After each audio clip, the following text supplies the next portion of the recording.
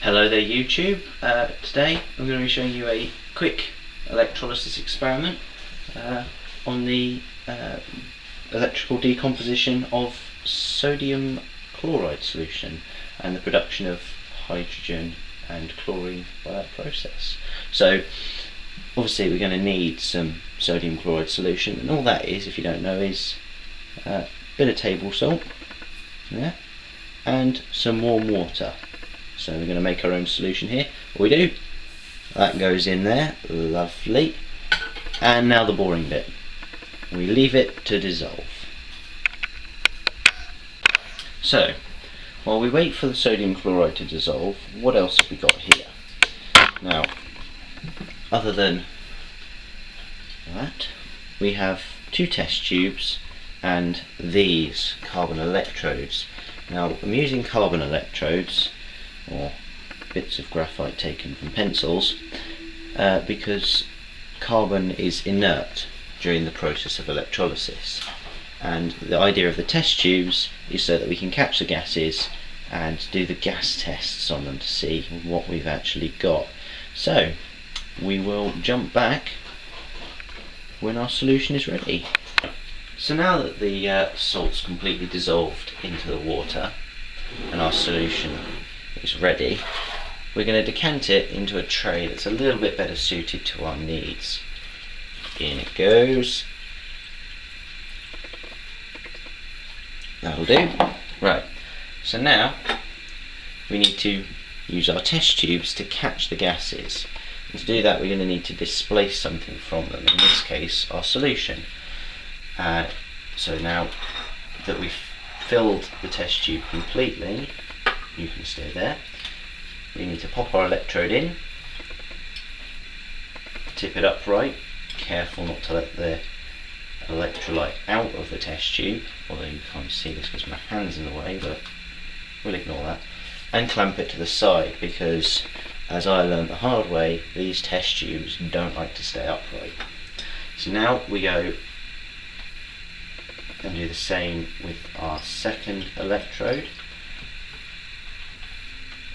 Graphite floats, and we clamp this one too. So now we're ready to start electrolysing. On goes the power pack, and I won't bore you to death having to watch what's going on here. But if you can see just on the right of the screen there, we've already got some bubbles forming.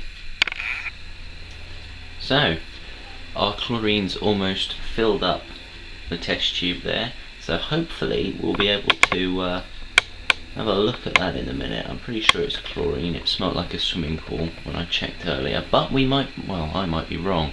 So once it's done, I'm going to show you how you can capture your gases properly, and then we're going to have a better look at whether or not it is chlorine. Okay, so now that it's done, well, one of them is, we're going to take it off, but of course you don't want your gas to escape, so what you're going to have to do is unclip and throw the clip across the room.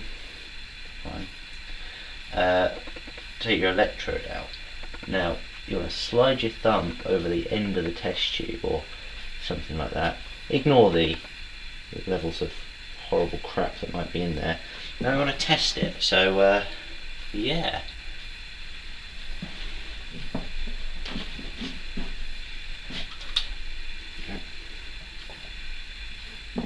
Just go and wash my thumb in case there's something else. So now that we've got our lovely test tube of some unknown gas, we're going to test it. If it's chlorine, the best way to do that is to give it a sniff. So it doesn't smell of chlorine, which means that it's probably hydrogen, in which case I might have just let it all out. But we'll... Oh, there you go. Turns out that was hydrogen. If you didn't get what I just did there, the test tube acts like it's a sealed chamber, and hydrogen is flammable. So when you light it, it's in a sealed chamber, the only way it can go is out, and it gives a squeaky pot. So what I think I might do now is, now that we know what that electrode is, give it another whirl and see if we can get a nicer pop from that without letting some of the gas out. Okay, so we've sorted out the electrode, left it going for the hydrogen there. Managed to collect what little chlorine we could in here. So obviously you can smell it, see if it's chlorine, and I think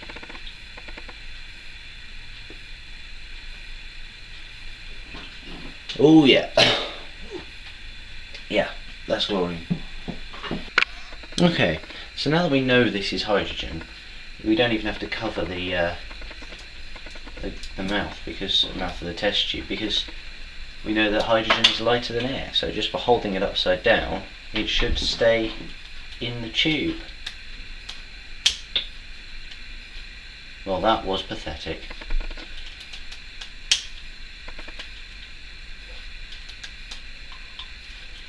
There we go, that's better. Obviously some hydrogen had gathered behind that horrible blockage in there. Can you see that clearly? There you go. There's sort of a horrible black slimy blockage in there. That's why we got that pathetic little pop at first. I'm trying to work out what that is that makes the water go brown. Green, scummy, horrible, like a creature from Blue Lagoon. Probably the anti-caking agent in the salt. So yeah, thank you for watching. Hopefully I'll see you next time. Bye.